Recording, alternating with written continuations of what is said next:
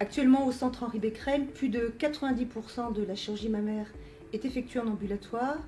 Ce nouveau type de prise en charge nécessite de créer du lien avec la ville, avec les infirmiers libéraux, avec des patients qui vont être donc à leur domicile très tôt. Et donc, ça nécessitait de créer ce document. Il a un premier objectif qui est un objectif vis-à-vis des patientes, qui est un objectif d'information.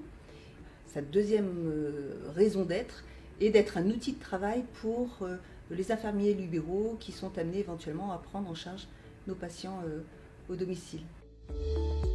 On voulait à la fois un outil qui soit convivial, accessible à tous et que chacun puisse se l'approprier.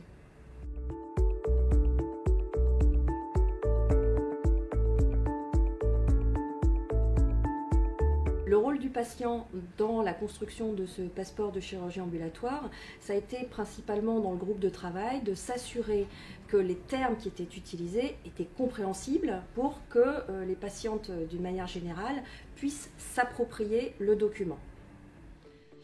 L'objectif du passeport, c'est aussi de faire le lien entre les professionnels de santé de l'hôpital et les professionnels de santé de la ville. Ça permet de retrouver le discours qui nous est dit à l'hôpital, de retrouver le discours qui nous est dit par le professionnel de ville et d'être rassuré ou de savoir un petit peu comment se fait le lien entre les professionnels de santé.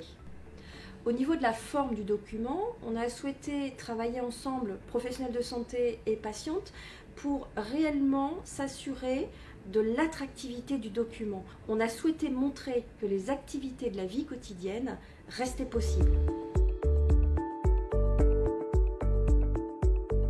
Donc avec l'équipe, on a abordé tous les effets secondaires que pouvaient avoir les traitements, notamment la chimio, sur le corps des femmes. Nous avons vraiment travaillé à ce que toutes les femmes, enfin un maximum de femmes soient représentées dans ce passeport ambulatoire, que ce soit au niveau des morphologies, au niveau aussi des typologies de femmes.